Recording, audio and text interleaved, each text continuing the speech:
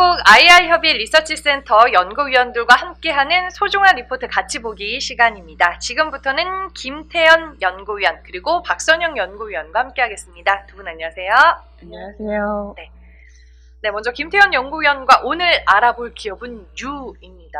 네. 최근에 뭐 드라마, 영화 좀 많이 보세요, 연구위원님? 요즘에는 시간이 없어서 많이 못 봅니다. 예.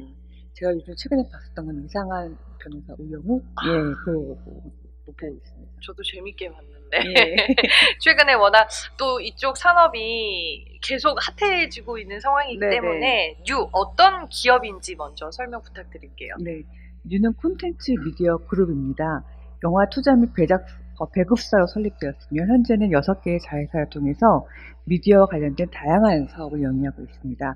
2011년 매출의 기준으로 보게 되면 동사는 영화, 뮤직, 극장 사업 부분의 매출의 비중이 각각 85%, 13%, 2%를 차지하고 있습니다. 2022년 6월 말 기준으로 보게 되면 동사의 종속회사로 스튜디오 앤유, 콘텐츠 판다, 그 다음에 엔진 비주얼 웨이브, 뮤직 앤유와 시네큐가 있는데요. 지분법으로 인식한 자회사는 UID, 총 6개의 회사가 있습니다. 이 중에서 스튜디오 앤유는 드라마하고 영화를 제작하는 사업을 하고 있는데요. 이 자회사 중에서 가장 큰 규모를 가지고 있습니다.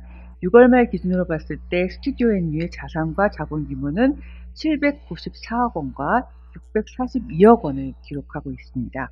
콘텐츠 판다 같은 경우는 2013년에 설립이 되었어요.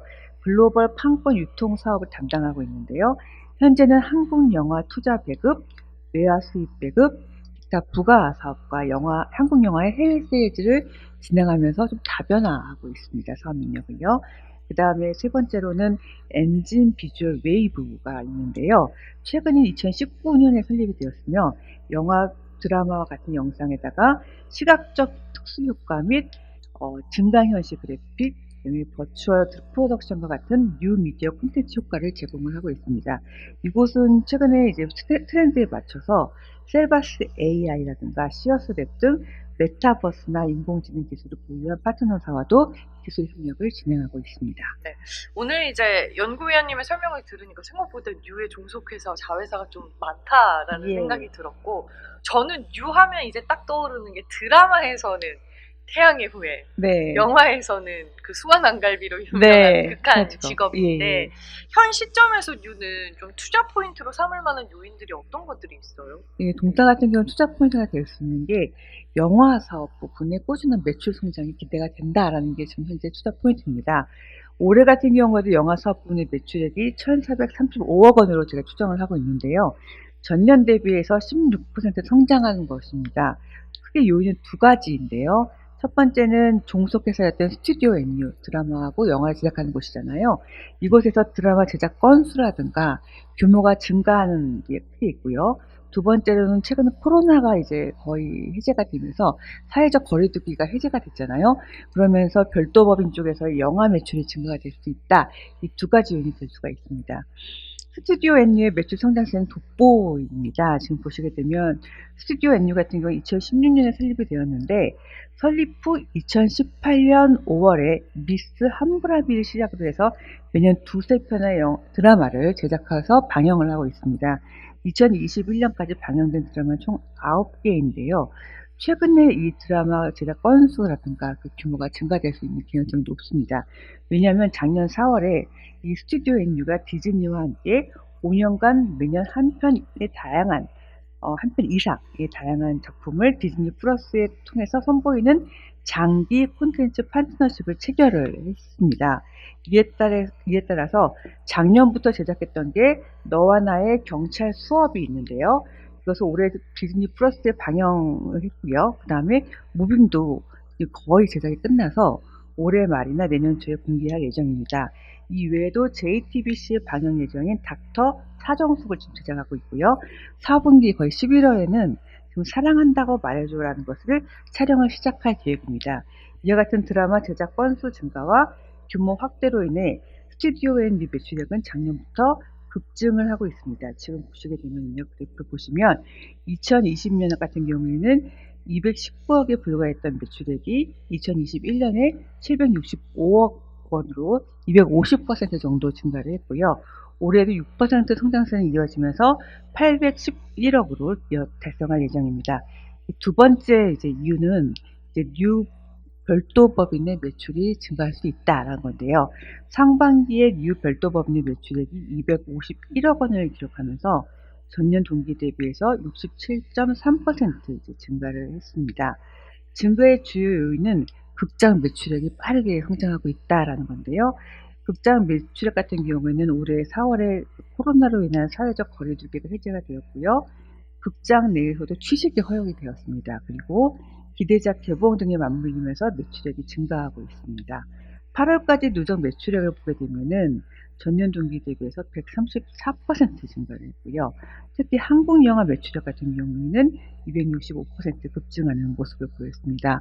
지금 뉴 같은 경우에는 9월 28일 날 정직한 후보 2를 개봉을 했는데요. 이걸 통해서도 올해 4분기에도 견조한 실적을 이어나갈 수 있겠다라고 보고 있습니다. 네, 저도 극장에서 취식이 허용되자마자 새로운 영화가 나올 때마다 극장을 가고 있는데 일단은 스튜디오 NU의 성장성이 돋보인다. 네. 그리고 극장 매출액이 또 빠르게 회복이 되고 있다. 이거를 두 가지 포인트로 잡아주셨습니다. 올해 이제 상반기 실적은 어땠고 연간 실적은 어떻게 좀 보고 계세요? 상반기 실적은 좋았습니다. 네. 지금 보시게 되면 매출액이 연결 기준으로 봤을 때 834억 원을 달성을 했고요. 전년 동기 대비해서는 54% 증가하는 모습이었습니다. 전 사업 부분이 골고루 성장을 했는데요. 영화, 뮤직, 극장 사업 부분이 각각 47%, 82%, 117% 정도 성장을 했습니다. 뉴 별도 법인 같은 경우에는 앞서 말씀드린 바와 같이 67% 이제 증가를 했고요. 스튜디오 NU 같은 경우에도 전년 동기 대비해서 43% 성장하면서 견조한 흐름을 이어갔습니다. 그 자회사 중에서 매출이 굉장히 좋았던 곳은 좀 보시게 되면 뮤직 NU와 콘텐츠 판다인데요. 매출액이 각각 100%, 74%에서 큰 폭으로 성장을 했습니다. 특히 뮤직 앤뉴 같은 경우는 일회성 이익이 있었는데요. 6월에 뮤직 카우랑 전략적 파트너십을 맺고서 계약금을 받아서 이거를 일회성 수익으로 인식하면서 매출액이 거의 100% 증가하는 모습을 보였습니다. 상반기 이익은 영업이익이 22억 원인데요. 전년 동기에서는 지금 적자를 기록하다가 흑자 전환을 이제 한 상태고요. 영업이익률도 7.0% 개선된 2.6%를 기록을 7.0%포인트 개선된 2.6%를 기록을 했습니다. 별도 법인과 뮤직 앤뉴, 스튜디오 앤뉴의 수익성이 굉장히 돋보였다라고 볼 수가 있겠습니다. 2022년 실적 같은 경우는 당사는 매출액을 1,706억 원으로 16.8% 증가할 것으로 예상을 하고 있고요. 영업이익률은 1.5%로 1.8%포인트 YOY 올라갈 것으로 추정을 하고 있습니다. 상반기 대비해서는 매출 증가율이 좀 둔화되는 모습인데요. 이건 왜냐하면 작년 하반기에 스튜디오 NU가 이제 디즈니와 이제 계약을 맺고서 너와 나의 경찰 수업이라는 걸 드라마 제작을 하면서 538억 원의 매출을 인식한 반면에 올해 하반기에는 더 적은 금액을 매출로 인식할 기회성이 높기 때문입니다. 지금 보시게 되면 또 영업이익 같은 경우도 흑자 전환이 예상이 되는데요. 스튜디오 NU가 편성처에서 제작비라던가 일정 마진을 보장해주는 작품을 다소 제작하고 있기 때문에 그리고 또한 코로나 엔데믹으로 인해서 영화 매출이 점차 회복되고 있기 때문에 흑자 전환이 예상된다. 좀 수익이 좋다라고 보고 있습니다. 다만 이게 견조한 실적이긴 하지만 연초에 이 종사가 얘기했었던 시장에서 소통했었던 제작 작품 수라던가 상영 영화 수가 적어서 시장 컨센서스는 좀 하회할 전망으로 보고 있습니다.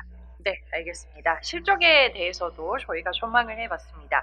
현재 밸류에이션은 어떤 상황이에요? 네, 어제자 종가 기준으로 봤을 때 동사의 2022년 예상 PBR이 한 1.1배 수준인데요.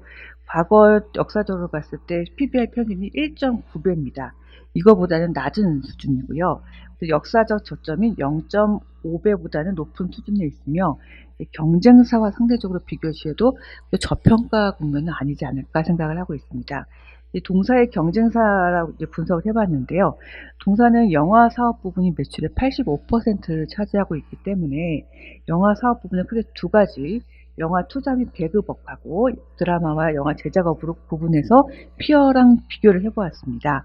영화 투자 및 배급업을 하는 피어 그룹은 CJ E&M하고 쇼박스를 비교해보았고요. 그 다음에 드라마와 영화 제작사로는 A스토리, 키이스트, 상화 네트워크스와 비교를 해보았습니다. PBR로 비교를 해보았는데요. 뉴, CJ E&M, 쇼박스의 지금 최근에 PBR을 지금 보시게 되면 각각 1.2배, 0.5배, 1.6배입니다. 이거 세 개 군데를 평균을 했을 때는 PBR이 1.1배의 수준인데요. 지금 뉴 같은 경우는 그 평균에 거의 근접해 있기 때문에 저평가가 되어 있지는 않다라고 볼 수 있습니다. 오히려 CJ E&M이 0.5배 PBR을 기록한 반면에 ROE가 상대적으로 높기 때문에 그것이 저평가되어 있지 않을까 생각을 하고 있고요. 두 번째로는 이제 A스토리, 그 다음에 키이스트, 삼화 네트워크스와 비교를 해보았는데요. PBR이 각각 2.9배, 1.8배, 2.2배에서 뉴와 한 네 군데를 이제 평균을 해보게 되면 2.0배입니다.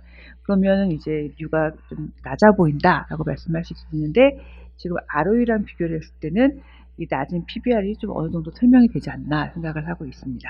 네, 알겠습니다. 이 드라마와 영화를 기반으로 하는 컨텐츠 쪽은 흥행 여부가 상당히 중요하잖아요. 네네. 뭐 저희가 사적인 얘기로 지리산 얘기도 살짝 네. 나눴었는데 그때 A스토리 주주분들이 정말 많이 힘들어하셨고 지리산 1화가 방영이 되고 정말 많은 얘기들이 시장에서 오고 갔었는데 혹시나 이런 것들이 리스크 요인이 되지는 않을지 네. 그 외 리스크 요인은 어떤 것들이 있는지 궁금하네요. 이 동사의 이제 리스크 요인 같은 그거는 이제 드라마 제작과 관련된 건데요. 네. 드라마 제작과 관련돼서는 동사 같은 경우에는 이제 방영하는 JTBC라든가 이런 OTC 업체로부터 주로 이제 그 수주를 받아서 제작을 하기 때문에 드라마 흥행과 관련돼 가지고는 그렇게 큰 리스크는 없습니다. 예예. 그러나 다만 동사가 영화 투자 및 배급사이기 때문에 이와 관련되는 리스크는 있는데요. 영화 투자 및 배급사로서 이제 투자한 영화가 흥행 실패 시에 실패에 따른 손해 악화와 자금 부담을 져야 한다는 점은 분명히 동사의 이제 리스크 요인이다라고 보고 있습니다. 영화 메인 투자자로서 뉴는 이제 영화 제작사에게 주는 비용을 선급금으로 처리를 했다가 영화가 극장 개봉 후에 극장 매출이 발생할 때 모든 매출과 매출 원가를 인식을 하게끔 되어 있습니다. 영화가 이제 흥행에 성공한다면 순이익을 이제 제작사랑 분배를 하면서 이제 이슈가 없는데 영화가 손익 분기점을 넘어서지 못할 경우에 손실 발생에 대한 리스크를 대부분 이제 동사가 부담하게끔 되어 있습니다. 이를 해지하기 위해서 외부 투자자를 유치하기도 하지만 현재 대부분의 경우에 뉴가 흥행 여부에 관련된 리스크는 큰 부분에 대해서는 책임을 질 수밖에 없다. 이게 동사의 리스크다라고 볼 수밖에 없겠습니다. 영화의 흥행 여부가 상당히 중요한 거네요. 예. 네, 알겠습니다. 오늘은 유에 대해서 알아봤고요. 지금까지 김태현 팀장과 함께했습니다. 고맙습니다. 감사합니다. 이어서 박선영 연구위원과 함께하겠습니다. 안녕하세요. 안녕하세요. 네, 오늘은 좀 이 기업 하면서 할 얘기가 많을 것 같은데 네, 모두 투어라는 기업이고 리포트 제목도 딱 다시 만나는 해외여행이라고 네. 설렘과 기대감을 안게 좀 써주셨던데 네네. 모두 투어 어떤 회사인지 설명해 주시죠. 사실 설명할 필요가 없는 모두가 알고 있는 회사이죠. 네. 사실 뭐 하나투어하고 모두투어가 우리나라 1, 2위의 그 패키지 관광 전문 회사라고 보시면 될 것 같습니다. 그 회사는 1989년 설립이 되었고요. 다시 한번 말씀드리지만 국내 대표적인 패키지 관광 기업입니다. 사실 제가 다시 만나는 해외여행이라고 썼지만 최근 3년 내에 거의 해외여행을 갈 수가 없었잖아요. 그 전까지만 해도 전 국민의 반 이상이 거의 저희 전체적인 출국자 숫자를 보면 전 국민의 반 이상이 해외여행을 매년 가고 있었다가 네. 숫자를 나중에 뒤에서 보시면 아주 처참하게 무너졌습니다. 근데 결국 지금 다들 체감적으로 느끼시겠지만 이제 입국 할 때 PCR 검사 자체가 해제되면서 본격적으로 나갈 수 있는 그런 환경이 조성이 된 것 같고, 정말 3년 동안 소위 안 좋게 얘기하자면 손가락 빨았던 그런 이제 관광 업체들이 조금씩 좋아질 수 있는 그런 상황이 되고 있다 싶어서 좀 한번 얘기해 보자 합니다. 그 모두 투어가 사실 그 2020년, 21년에 대해서 상황에 대해서 설명을 드리기보다는 원래 어떤 회사였는지를 좀 설명을 드리고자 합니다. 사실 코로나 이전, 그러니까 2019년 기준으로 어떤 정도의 상황이었는지를 설명해 드리는 게 맞겠다고 생각이 들고요. 그래서 2019년 이전의 기준으로 이 회사는 약 3천억 정도, 2,972억 원의 매출을 올렸었고요. 사업 부분별 매출 비중으로 보면 여행 알선 서비스, 그러니까 패키지 쪽 관광이 거의 매출의 90%, 그 다음에 호텔 위탁 운영 및 대행이 7%, 그 다음에 부동산 투자 한 2.5% 정도로 구성이 되었었습니다. 전체적인 매출에 대해서 저희 패키지에 대해서 좀 설명을 드리면, 패키지 고객들이 갔었던, 모두 투어로 나갔었던 그 패키지 관광 같은 경우가 전체 매출의 한 50% 정도가 동남아로 갔었고요. 한 20% 정도가 중국, 그리고 11.5%가 일본, 그리고 9%, 6.3% 정도가 유럽, 남태평양, 미주 이쪽 지역으로 나갔습니다. 그래서 보시면 사실 동남아, 중국, 일본, 그러니까 아시아 계열 쪽으로 80% 이상의 고객이 나갔었고요. 그다음에 연령별로도 보면 이건 사실 패키지 관광 자체의 좀 특성이라고 보시면 될 것 같습니다. 50세 이상이 55.6%로 반 이상을 차지하고요. 40대가 18.8%, 그리고 30대, 20대가 8.7%, 5.9% 수준이고요. 당연히 20세 이하, 그러니까 부모님하고 같이 가는 세대겠죠. 그 영역이 71% 정도로 구성이 되어 있습니다. 그리고 한 가지 더 말씀드리자면, 패키지 상품의 지역별 매출 비중인데요. 아까 말씀드렸는 것처럼 동남아, 중국, 일본 합쳐서 80% 이상이었는데, 실제 동사의 매출 기준으로 한 비중으로 나누면, 동남아가 40, 중국이 17, 일본이 9% 정도입니다. 대신에 송객 인원의 9% 정도 차지했던 유럽이 매출 기준으로 하면 19% 정도거든요. 그러니까 당연히 좀 더 장기간 여행을 가게 되고 단가도 좀 높은 여행들이다 보니 상품 구성은 이렇게 된다라고 보시면 될 것 같습니다. 최근에 뭐 규제들이 많이 완화가 되면서 정말 해외여행 가시는 분들 주변에 많은 것 같고, 제가 홈쇼핑을 또 즐겨보는데 밤에 그렇게 패키지 상품을 많이 팔더라고요. 그래서 이게 맞습니다. 정말 좀 체감이 된다라는 생각이 드는데, 네네. 모두 투어 이 여행사는 그러면 수익 구조는 좀 어떻게 구성이 되어 있어요? 네, 사실 아까 말씀드린 대로 매출액이 2019년 기준으로 한 3천억 정도 되는데, 실제 모두 투어가 그 해 연도에 150만 명 정도를 해외에 보냈었거든요. 근데 그렇게 치면 3천억이라는 규모가 생각보다 작게 느껴질 수 있는데, 그 이유가 여행사가 인식하는 수익 구조가 조금 매출액이 전체 취급액이 아니라 순매출 기준이라서 그렇습니다. 그래서 이 모두 투어 수익 구조라는 표에서 그냥 좀 보여드리면, 저희가 패키지 관광 상품이 가격이 책정이 될 때 원가성, 그러니까 항공권 요금, 원가성 요금이 한 52%, 그리고 지상비라고 해서 현지 여행을 갔을 때 호텔비니 거기 현지에서 입장권이니 그런 식으로 현지성 요인, 그런 지상비가 32%, 그리고 여행사가 인식하는 이 활동을 하기 위해서 사용되는 일정 마진을 붙이는 그 부분을 수익으로 해서 16% 정도가 차지하고요. 여기서 이 16% 정도의 영업 수익을 회사가 그거를 매출로 인식을 하는 영업 수익이라고 해서 인식을 하고 있습니다. 그래서 패키지 같은 경우에는 아까 말씀드린 대로 패키지 상품 요금의 16% 정도를 수익으로 인식을 하고요. 대신에 여행사가 패키지만 하진 않고 항공권도 좀 일부 취급을 하거든요. 저 같은 경우 사실은 패키지 안 가고 개인 여행을 가다 보니까 그런 경우에는 항공권 티켓에 4% 정도의 수익을 얹어서 이렇게 판매를 하고 있습니다. 그러다 보니까 이제 저희 여행사 입장에서는 사실 패키지 관광을 많이 팔아야 매출 인식도 더 많이 되고 수익도 더 많이 나는 구조다라고 보시면 될 것 같습니다. 그리고 이제 저희 이런 상품을, 모두 투어 같은 경우는 상품을 하나투어 모두 투어도 마찬가지입니다. 회사에서 하는 일은 여행사 상품을 이렇게 판매를 하는 것도 하는 건데, 방식이 직접 패키지 관광 상품을 기획하고 이렇게 만들어서 그거를 실제 파는 거는 우리가 홈쇼핑에서 만난다든지 아니면은 동네에 모두 투어라는 타이틀을 알고 있는 여행사들이 되게 많습니다. 작은 회사들. 마트에 보면은 꼭 네. 하나씩은 있어요. 네, 맞습니다. 그런 이제 여행사가 저희 같은, 그러니까 모두 투어나 하나 투어 같은 경우는 홀세일러라고 해서 그 상품을 만들어서 그거를 그런 업체, 더 작은 그 여행사를 통해서 제품을 판다고 보시면 될 것 같아요. 그래서 그렇게 모두 투어의 그 전문 그 간판을 달고 있는 회사들 같은 경우를 모두 투어 전문 판매점, 베스트 파트너 대리점이라고 해서 모두 투어 상품만 취급하는 그런 여행사들이 있고요. 일반 소규모 대리점, 사실 보면 어떤 회사 같은 경우는 하나 투어, 모두 투어, 노랑품선 이렇게 다 달고 여러 가지 상품을 파는 회사들이 있거든요. 그런 소규모 대리점, 그리고 최근에는 사실 뭐 온라인 채널이나 홈쇼핑 같은 그런 채널로 많이 판매를 하고 있고요. 실제 그 과거에는 이제 그 저희 BP를 통해 그 아까 베스트 파트너를 통해서 판매하는 비중이 전체 매출에서 한 45% 내외 정도가 되다가 최근 뭐 모든 게 다시 온라인화되고 있잖아요. 그래서 2010년대 중반부터는 거의 그 제휴 채널 그리고 프랜차이즈, 그러니까 베스트 파트너 그리고 소규모 여행사가 거의 한 30%대 정도로 이렇게 매출이 이렇게 그 판매하는 부분들이 달라지고 있다라는 게 이게 최근 그 여행사의 여행 상품을 팔았었던 트렌드라고 보시면 될 것 같습니다. 알겠습니다. 아무래도 이제 여행업 하면은 코로나 이전, 코로나 그리고 코로나 이후로 우리가 좀 나눠서 생각을 해볼 수 있을 것 같은데요. 네, 사실 가장 중요한 부분이 그겁니다. 네.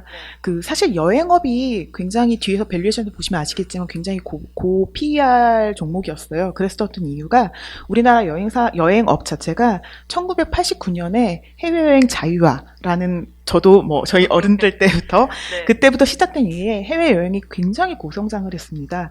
뭐 모든 배경 환경이 주 5일제, 뭐 가처분 소득이 증가했고요. 베이비 부머 세대들이 은퇴를 하면서 시간적 여유가 생기셨고, 그다음에 원화 강세, 그리고 뭐 저희가 원래는 뭐 대한항공, 아시아나만 있다가 그 이후에 뭐 제주항공, 뭐 에어부산, 뭐 기타 등등 굉장히 많은 항공사가 생기면서 항공 좌석 자체의 공급도 굉장히 증대했습니다.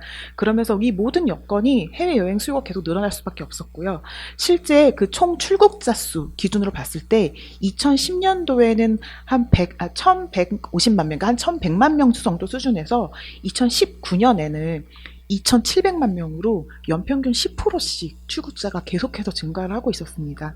물론 좋기만 한 건 아니었고요. 중간중간 뭐 글로벌 경기 악화라든지, 그다음에 어떤 특정 국가, 예를 들어서 뭐 일본에서 지진이 발생을 했다더라, 뭐라든지, 아니면 어디 태국이나 옛날 이런 데서 쓰나미가 있었다더라, 뭐 이런 식의 그런, 그리고 뭐 태국 같은 데에서 반정부 시위 같은 거, 중국 사드, 뭐 이런 기타 등등의 이슈로 인해서 일시적인 부침들은 있었었지만 결국은 크게 봤을 때는 굉장히 연평균 아까 말씀드린 대로 10%씩 꾸준하게 성장을 했었거든요. 근데 이 코로나는 과거에 없었던 위기였던 것 같습니다. 전 세계가 문을 닫아버렸었기 때문이죠. 그래서 2010년 1분기, 1월부터 이제 시작이 됐었고, 실제 그러면서 어느 정도로 그 출입국 숫자가 줄었냐면요. 아까 2019년에 연간 2,700만 명이 출국을 했는데요. 2,700만 명에서 1년 뒤에 2020년에는 360만 명. 그리고 작년 2021년에는 80만 명이 출국을 했습니다. 근데 그 숫자도 사실 작년 같은 경우는 외교나 공무, 사업 같은 특수 목적을 위해서 국가에 승인된 사람들만 사실 출입이 거의 가능한 상황이었거든요. 아예 해외여행은 없었다고 보시는 게 맞을 것 같습니다. 이랬던 상황이 뭐 사실 이제 지금 저희 다 마스크도 이제 벗고 있고 해외여행 다들 주변에 가기 시작하시고, 그 작년 11월부터 조금씩 완화가 되기 시작했거든요. 그래서 실제 올해 5월, 6월부터 나가기 시작했고, 당장 이번 달인 지금 10월부터는 그 입국자에 대해서 아예 PCR 검사까지 면제가 되면서 모든 상황이 좀 좋아지고 있고, 실제 한 5월까지는 항공편 자체도 거의 없었어요. 근데 맞아요. 지금 항공편이 하나씩 줄씩 늘어나는 걸 보이고 있어서 좀 좋아지는 모습을 보이고 있다라고 좀 보시면 될 것 같습니다. 맞아요. 저도 한 6월에 유럽 가려고 막 찾아봤는데 비행기가 생각보다 많이 증편이 안 됐었고, 네네. 티켓 가격도 엄청 비싸고 했는데 지금 주변에 보면 뭐 일본, 유럽, 미국, 하와이 네. 할 것 없이 뭐 동남아, 베트남까지 여행 가는 분들이 상당히 많던데, 네네. 결국에는 우리가 예전처럼 다시 해외여행을 갈 수 있는 여건이 됐다. 이게 가장 큰 포인트인가요? 네, 맞습니다. 사실 투자 포인트를 그래서 두 가지로 가져왔고요. 첫 번째는 이제는 해외여행이 정상화될 수 있다. 모든 배경이 지금 잡혀가고 있다라는 거고요.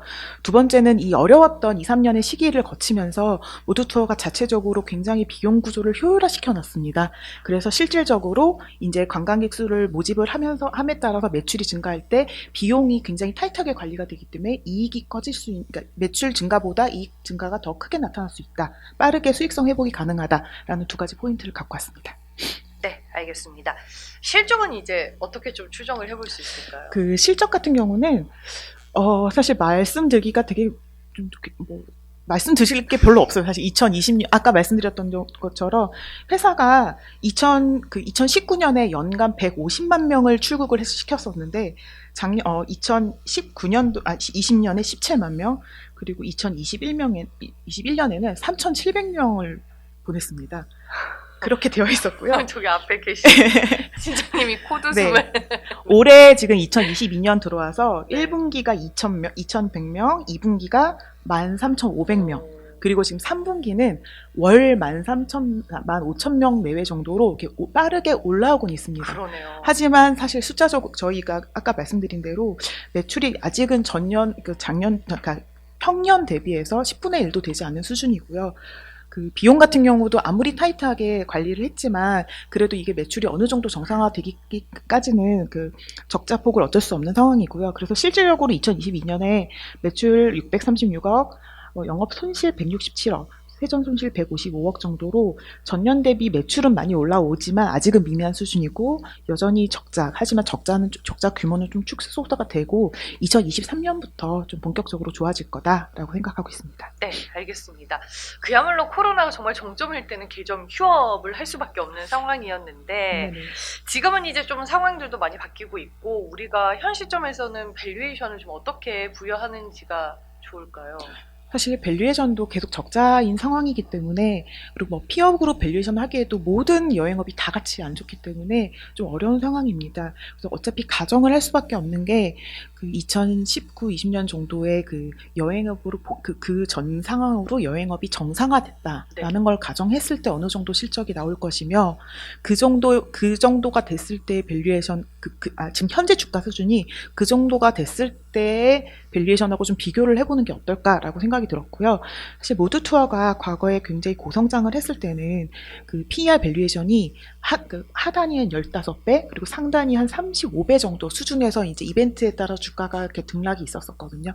그래서 꾸준한 우상향을 하고 있었었는데, 저희 그 모두 투어가 2019년도에는 일회성 요인이 있어서 좀 실적이 좀 정상적이지 않았기 때문에 2018년 실적을 기준으로 봤을 때 현재 주가 수준이, 그러니까 2018년의 순위 기준으로 현재 주가 PER을 구해보면 한 20배 정도, PER 한 20배 정도가 되더라고요. 그래서 지금 그 역사적인 밴드, 그러니까 정상 실적이었을 때 기준으로 밴드 상황으로는 중앙 이하다, 거의 하다는 수준이다.